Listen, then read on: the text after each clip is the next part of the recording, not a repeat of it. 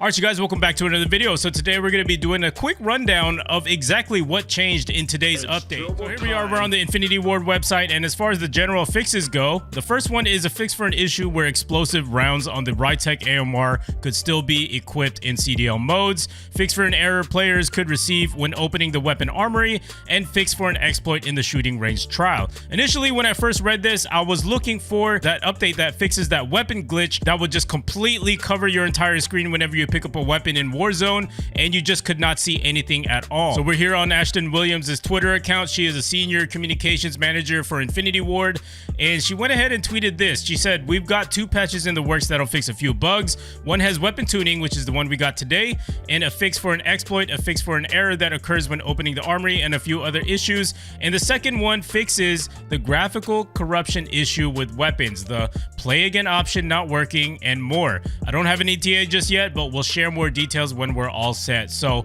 I think we could probably see this update coming in later this week, hopefully before the weekend starts, because that's when usually people want to get on. But if you're curious about those kind of fixes, that will definitely be coming soon. Unfortunately, it is not included in today's update. All right, so now focusing more on the weapon balancing updates for the FAL, we got an increased headshot damage, 2 hits at range with 1 headshot, and reduced near damage. For the limbs and lower torso, they're always going to be 3-shot kill. All right, so navigating back to Twitter, we're on TrueGameData.com's Twitter profile, which is the website that I'm always referring you guys whenever I do weapon comparisons or attachment information. This is their Twitter, so make sure to drop them a follow. So anyways, for the FAL changes, previous damage profile, from that 0 to 20 meter range, the headshot damage is going to be 105, chest is 78, stomach is 65, extremities are 65 as well. From that 20 to 45 meter range, head is 72, chest is 54, stomach and extremities are 45, and 45 meters and beyond is going to be 55 to the head, 40 to the chest, 34 to the stomach and extremities. So the last damage drop off is actually 43 meters, not 45. Taking a look at the brand new damage profile, this is what actually changed with the FAL. FAL headshot damage is now 100,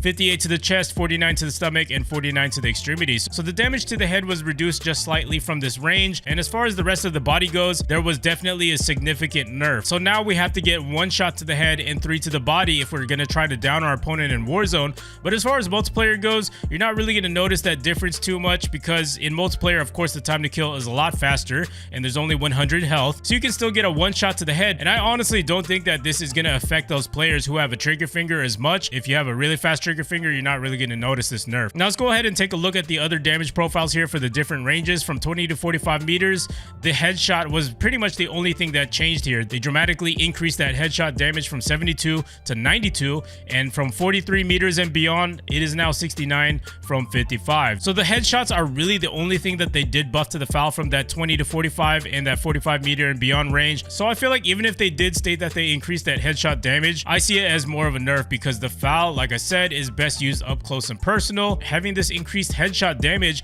is going to be pretty much useless unless you can get laser accurate headshots on your opponent. Then I could definitely see where this buff will fit in. But as far as practicality goes, I really don't think it's going to be viable in Warzone. But as far as multiplayer goes, I really don't see this nerf being a difference here, especially if you have a really fast trigger finger and you're engaging in combat in really close range. All right, so next we have the Holger 26. They increased the damage range and they also increased that ADS speed. All right, so for the Holger, it's pretty simple. The ADS went from 383 milliseconds to 354 milliseconds, and the previous drop-off locations were 42 and 64, and the new drop-off locations are now 48 to 71.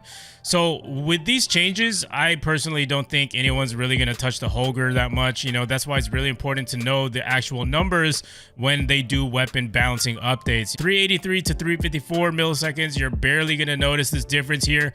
And these drop-off locations are not even that big of a deal either. So I still would not use the Holger. I feel like no matter how much that they buff the Holger, it's not going to be that viable in either multiplayer or Warzone. All right, so the one that people were waiting for is going to be the BRUEN weapon balancing, and all they did was reduce that damage range. So let's take a look at which damage ranges that they actually nerfed it at. So previous drop-off locations were 42 and 65 meters, and the new drop-off locations are 26 and 56. So this close range drop-off here from 42 to 26 meters is actually a pretty significant nerf as far as damage ranges go. I personally feel like it was needed, because that's what made the BRUEN so overpowered, is that it was just so flexible from all type of ranges. You could use it and still melt your opponents.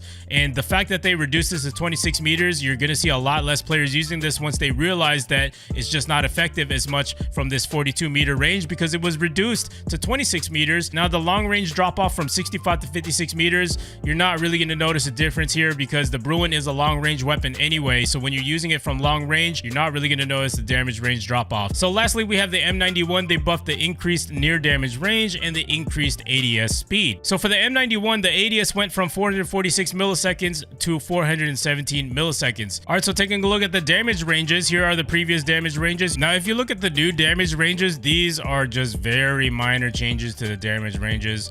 Long story short, honestly, I still would not use the M91. I just don't think that these damage range buffs are significant enough to actually change the meta in the game. People are still going to be using the BRUEN over the M91 and the Holger.